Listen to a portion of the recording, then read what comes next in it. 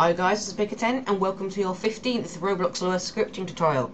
Now, unfortunately we don't have time for the scripting showcase today because I have to judge the contest entries. Now I have already done the judging, I know who's going to win, but just to give you like a peek of how I actually judge these models so that in the next contest that I host, you will be able to know exactly how I judge it and know what to do, and all that kind of stuff. I'm going to show you exactly how I'm going to judge all these models. So the first model we have here is this green one here, which is by Programmer 101, the same person who the gold thing that I showed you last on the scripting showcase was done by. And this green model here, if we look in the script, does exactly what I told it to in the last one. Now you remember the contest was to make the brick that whenever you touched it makes whatever touched it fade away instead of actually just being removed instantly. It's actually going to fade away. So this one is, and I had to use a for loop like I said in the last tutorial. So this one does use a for loop. It does exactly what it says. There doesn't seem to be any errors in it. I haven't actually tested them, but if they didn't work, there would just be some mistake that was accidental and probably a typo, and I'm not going to judge them badly for that. That will make every 0.1 second for the transparency to be what I is, which is going to go up by 0.1 every time. So it's going to be 0.1, 0.2, 0.3, which is exactly what I asked for. Hit remove. So basically, this is correct. This is correct. But I have had 4 or 5, I can't remember, main contest entries which were also correct in basics. But I did say the best one was going to win, so this is basically exactly what I asked for. Now let's see if anyone's managed to extend on this. So the next person I have here is by JoshBomber9, and let's look at his script. This one you see is noticeably longer. None of these people have used tabs, which concerns me slightly. I've always used tabs. I think tabs are definitely a thing you should use for scripting because it helps you so much with organising the layout and knowing how many ends to put. That's the main reason why I use it, because otherwise I forget. So this runs whenever it has been touched as usual, and now it assigns a local variable to hit. Now I have no idea where it does that, because hit is already local to this function. You don't need to make a local h equals hit. That's just completely pointless and a waste of a tiny amount of memory. So it won't actually affect anything, but it is programming wise, or scripting wise, it makes it less efficient, which doesn't help. That's why I mainly judge things on efficiency but you see here, if h.parent finds child human, I have covered find first child and stuff like this before, very briefly. Programmer 101 did it in the scripting showcase model he submitted last time. This line is good. This line checks to see whether this person's actually got human. So if it's a zombie, it would work. Or a zombie with something called human. If anyone has something got humanoid inside it, which humans do have, and then it will run. If it's nil, then it won't run. Nil basically means it's not there. So that's good. That will definitely give you extra marks. That will give you more marks than it would that this took off it. This line is good. The line before it is good as well. It would be better if hit isn't nil. I don't know why hit could be nil, because hit's never nil. What it should be actually if hit.parent is nil, because if a bullet shoots it, sometimes the bullet gets removed before the script runs, and so the bullet doesn't have a parent. So when you try and do h.parent, which would be the bullet's parent, it will say unable to call a nil value because the bullet's parent is actually nil. So that's what it should be there. I don't know why he's put this bit. So this bit basically, these two lines are basically useless. And then he's gone the same transparency. Weight 0.1, it's exactly the same. Then he removes the hit, which is good as well. But he's also assigned a local variable, which he didn't need to do, so he's done that. So that's, I would say that's better than the last one, purely because of this line. Because these two lines, I haven't actually explained, although it does make it less efficient, practically it would barely make any difference at all. You wouldn't be able to notice the difference. It's just not as scripters would frown on you for doing it. but it is, I'd say this is a better script than the last one. So now I have this one, no, I've done that one. I have this one called Piggy with fire in it by Trainquilisertrigger, I think his name is. Now, this one has two scripts in it. One of them is called lol, the other one's called TrueScript, and it's got a fire in it. So let's look at this one first. Function touch, instant new message. You can welcome yourself to your doom. Yeah, so that is basically just a completely random function. I don't know. I did say the best, and this is why I mainly did this judging section of this tutorial, or this contest. So know how I judge it. I don't, although it would be cool in an actual game, adding completely random things that make it look cooler don't actually, I wouldn't mark them higher in the contest for this, purely because other people won't have done it because they think, oh, he hasn't asked for that, so I won't do it, I'll just make this one better.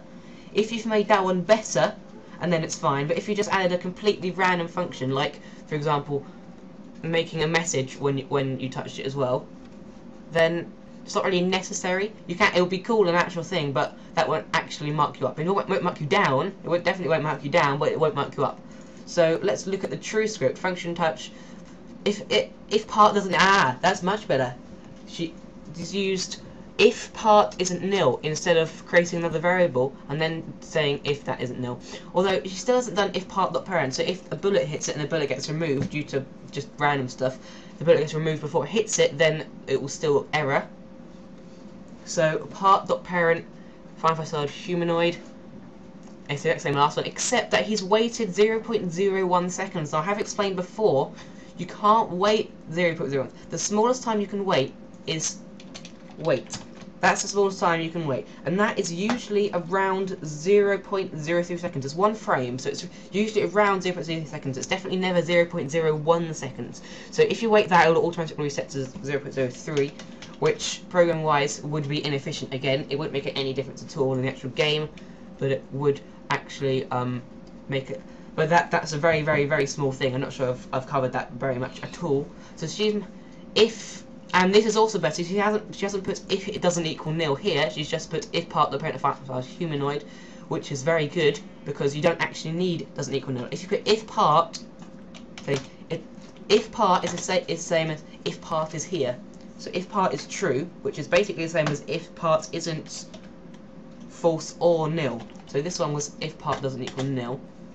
If part the parent the final child humanoid. So this is exactly the same as if part the parent the final child humanoid doesn't equal nil or false, and then it will come up. This is exactly the same. Yeah, that's exactly the same. Connecting all that stuff. So I say again, completely ignoring this other script, which is good, but I won't mark you up for it. It's good. It's better than the last one because of the not creating the local variable here of it, because it's already a local variable there, just creating another variable for the sake of it. That's better than the last one. Now, do we have another one? Oh, yes we do. This one was by Chris the Epic. Main source script and message script. So this person I think also has a random one in it. Yes, he also has a random person in it. Random person, a random script, so I'm going to ignore that one. Chris real script. Okay, so this looks fairly similar to the last one. Minus 0.1. So this one... now this person's made a fatal mistake in this. Did I check that with the last one? Let's see. No, this person, Chris the Epic, has made a fatal mistake with this one. If part doesn't equal nil, that's really good. If part parent finds true, that's really good. Still didn't do the part.parent thing at the beginning, but check if it's actually there. Now, if for I equals 1, I'm sure I checked it. Yeah, it starts being invisible because I starts as 1. It finishes being fully transparent, and then it gets minus 0.1. So it's basically gonna as soon as you touch it, it's gonna is going to flash immediately to being straight invisible and then fade into view again and then get removed. So that's just the wrong way round. I'm not sure if he meant to do that, but that's definitely something that makes him basically disqualified. Well, not disqualified, but he can't win compared to the other 3 in this. So as I said, I've already judged the winner. The winner, as you've probably guessed, and you might have guessed, is actually Trainquilisertrigger with his piggy fire. I'm completely ignoring his message script. He's done, aside from this weight, he's done perfectly what I asked for, with some fail-safes to make sure it won't glitch and make sure it only happens with humans and stuff. So this person's done very well. This person's going to receive the, what was it, 700 Robux I said in the last one. Congratulations to him. Don't forget, you can send me scripting showcase models, which will also be featured here. They won't get any prize, but they'll be featured here in my set and in the place. This is also, all 4 of these models are going to be featured in my set as well. So now we're going to go on to the scripting tutorial. Right, hiyo again. And in this tutorial, we'll be covering, as I said last time, iteration, or as you know it, loops through tables. Now I've opened this table space that we used last time, so I'm going to open workspace script. Now this is all the table stuff we covered last time, so you should know table length, how to remove, how to insert things, how to unpack tables, how to index, how to access values, and how to create tables. So I'm going to delete all of this stuff afterwards, but we're going to keep this stuff here. Now to loop through tables, as I better mentioned before, this is probably going to be more interesting than the last one, but not very interesting tutorial again, unfortunately, because I'm preparing you again for the next tutorial, which we're going to do some cool stuff with tables, because tables are really useful. Next tutorial, I'm going to give you a sneak peek at the end of this scripting tutorial. I'll tell you what we're going to do in the next tutorial. Stay and wait. So, to start with, to loop through a table, you can probably, if you're an absolute genius when it comes to scripting and have a massive intuition for it, if you can do this already, you know you're going to come far in scripting, you'll be able to loop through tables already with a for loop. Now, you type for, to start with, I equals 1. So we're going to start at 1 in this loop, as you should know how to use for loops already. And then we're going to continue until we can continue. The maximum number we're going to do is the length of the table. Now the length of the table, as I just deleted, you could probably remember, you simply put this symbol in front of the table name. So if you do that pig, it will make it, that will be the length of the table, which is 1, 2, 3, 4, 5. 5 is the length of the table. So this number will be 5, but if we add another one here, and then this will be 6 now. So this is going to be the length of the table. We can make it go up by 1 each time, or make it go up by 2, but we just want to leave it up. So if it wants to go up by 1 each time, we need to put another one here. If you can't remember how to do this, I suggest going back to my loops and for loops tutorial. Now we want to access an element in this table. So to access the element that we're trying to loop through, we'll do pig, and to access an element you put the square brackets as explained last time. I, we put end here. This is the end of the loop. This is what our loop does at the moment. Pig I is, as I said before, so if you put pig 1, it would access the first element in the table, which is 5. If you did pig 2, it would access the second element in the table, which is 2, and 3, and so on. But because I'm putting I is whatever the loop is. So the loop, as it starts with 1, so it'll be 1, and the next time it will go 2, and the next time it will be 3, and the next time it will be 4, and the next time it will be 5, and it goes on until it's reached hash pig, which is the length of the table. So this will be 6. But as you probably guessed, pig I won't do anything at all by itself, so we're going to just print pig I. So we're going to put print pig I. There we go, we're going to end. So this simply loops through for I equals 1 pig do. It prints pig I, then, which is 1. Then it goes through, then it ends the loop. Well, it doesn't end the loop, it goes through the loop again when I equals 2, so it will print pig 2, which is 2. Then it will go through the loop again when I is 3, and it'll print high, and then 4, and be true, 5, 6, and so on. So we're going to run this script and look what it does. Press play. It prints every item in the table, so 5, 2, high, true, 0, 5, 3, lol. So if you wanted to, well, actually no, I'm not going to go on to that. I'm not going to go on to that, but I am going to go on to something a bit more interesting in this tutorial later on in this tutorial as well. So, whoops, I deleted a table, didn't I?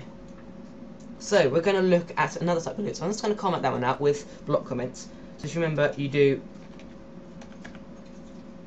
that and then that to get block comments. I'm going to put them on different lines because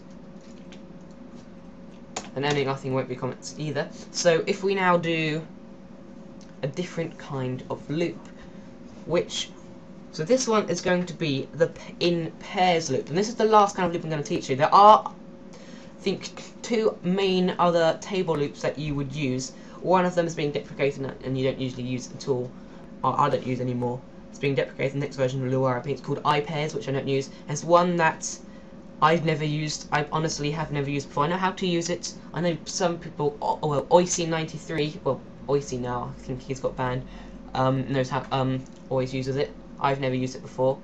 I probably should use it, but anyway, I'm going to teach you the in pairs loop.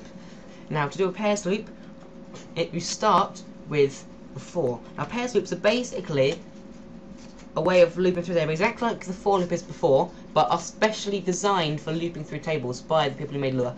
They're designed for looping through tables, or iterating as it's called, or iterating, I'm not sure how you pronounce it. And I'll explain to you the differences later. So we start with 2 things. The first thing, it's like arguments for a function, by meaning you don't have to call them anything specific. You could call this, what I'm about to type, absolutely anything in the world, like a function for the argument, an argument for a function. But people generally stick to the same ones. Like for a touch function, people usually stick with hit, even if it just could be absolutely anything. It could be cake, but people usually stick with hit or part or something. The same way as this, people usually stick like A, B. There's 2, by the way. I'm going to show you A, B, or for me, it's this V. And now that is very strange. I have no idea in the world why I used to pick that. It's just something I picked. I think lots of people pick this version, but that might confuse some of you, as I don't think this underscore's visible on with some screen recording software. So I'm just going to do A, B. Lots of people do I and V actually. I'm going to stick with that, I and V. So you type pairs, and then in these 2 brackets you type what table you want to loop through. So this is going to be pig in this case. This is a table we're going to loop through.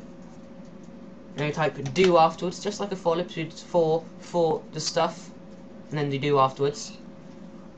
Now, what are these 2 random characters, you may ask? Now, the first one is the index.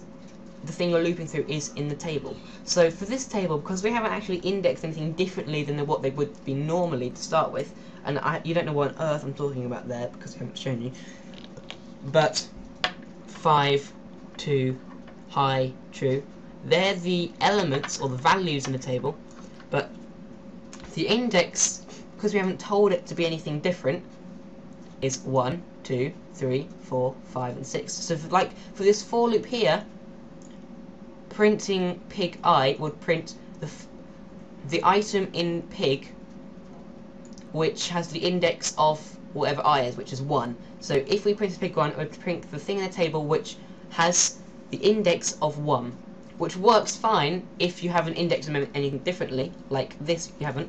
But if, say, you can, I haven't told you how, but you can change things in a table, indexes in a table, something different. So you could change, instead of this being pig 1, you could change it being pig high or pig cake or something. So this would be, if you said print pig cake in the brackets, or in speech marks and in a bracket, sorry, like this. So it will be print pig cake, and then it would print 5 if you set 5 to be cake.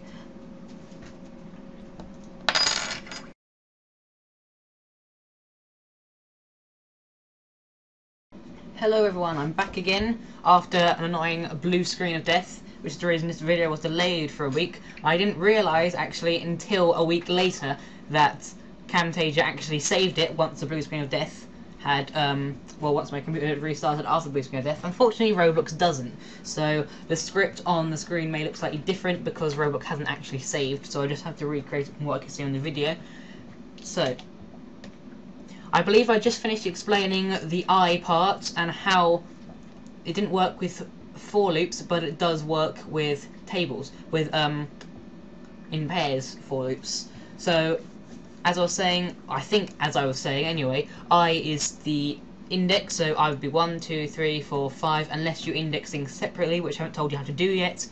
But, so if you index this as 5, or set its index to 5, is how you'd say it properly, then when you'd print I, this would be pig if you set it to pig, and vector 3 if you'd print it, say, if you set it to hi, it would say hi.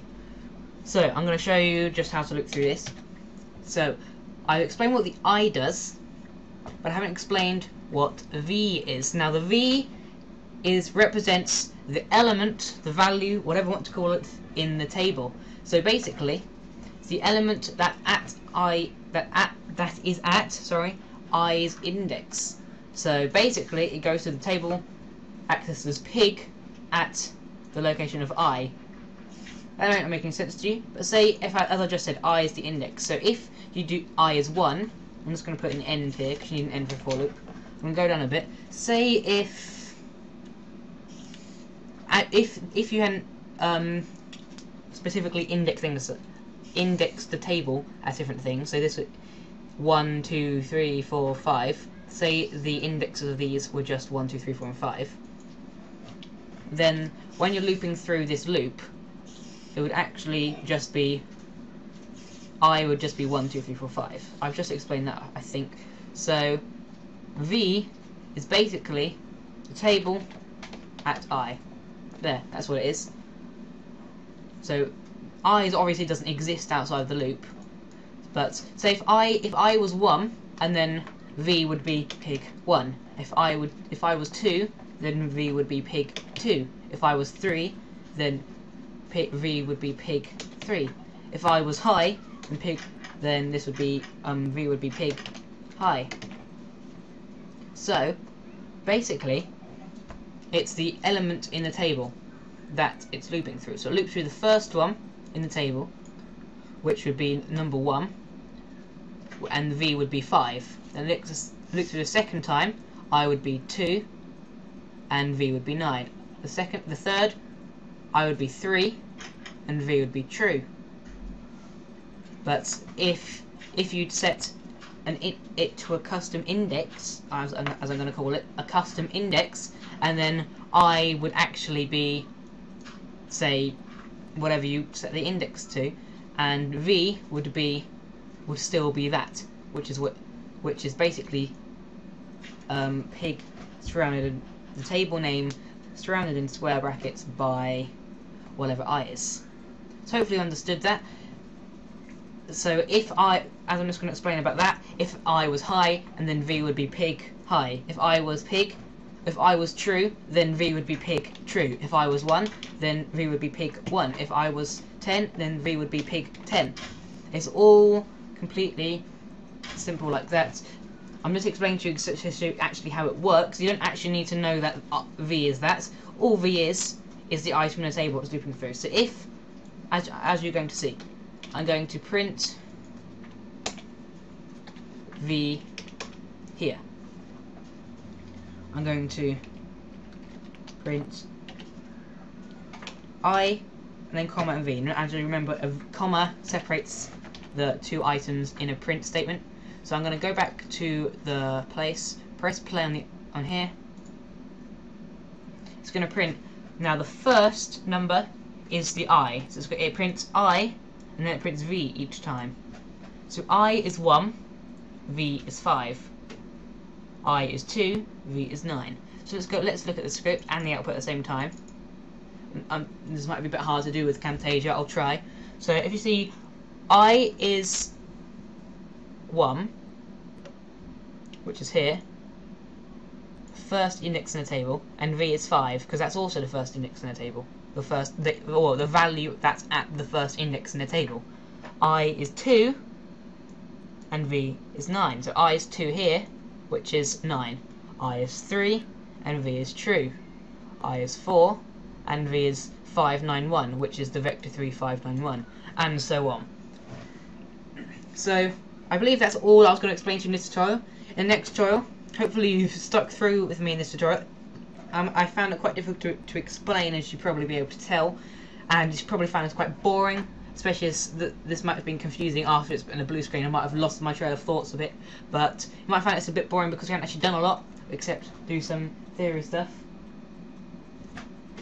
And in the next tutorial we'll be going to some really interesting stuff, some cool stuff that we can make using these tables. Well, you're going to use tables as definitely a big part of it. I'm going to set another contest for this scripting tutorial. Don't forget, you can also send me your scripting showcase models that will be featured in the next tutorial.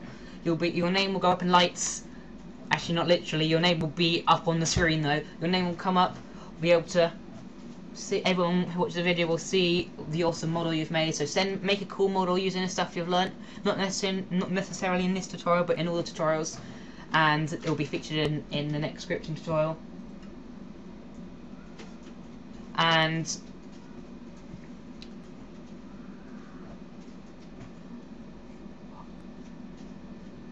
that NPC village? Or is that your house? My house has got points on it. Did you put them on there? Okay, great. What else am I? And the contest I'm going to set to in today's or this week's tutorial is, see if you can send me a script that loops through a table, but where I would be, when it prints I, it prints a custom index. So you basically have to make a table with a custom index. I haven't told you how to do it. You're going to need to do some research of your own, find out, see if you can do it, and then I will use your script as an example in the next tutorial to teach people how to do that before going on to the interesting stuff. And you will also receive a 500 Robux prize money. So I'll repeat that. Make a table that has custom indexes, as I'm going to call them, just to avoid confusion. Custom indexes with and make a loop that prints every custom index in a table. So you're going to have to do some research of your own there. Then I will give you 500 Robux, and your script will be featured in the next tutorial as an example, and I'll teach it to everyone. So don't forget, you can send me your models to the scripting showcase. To submit any models to this contest, send me a message on Roblox or on YouTube, preferably Roblox, but I don't really care, won't make a difference. Remember, I'm going to award the Robux at the beginning of this tutorial to the people that I mentioned were the winners. And don't forget to subscribe, don't forget to submit your models, and I'll see you in the next tutorial.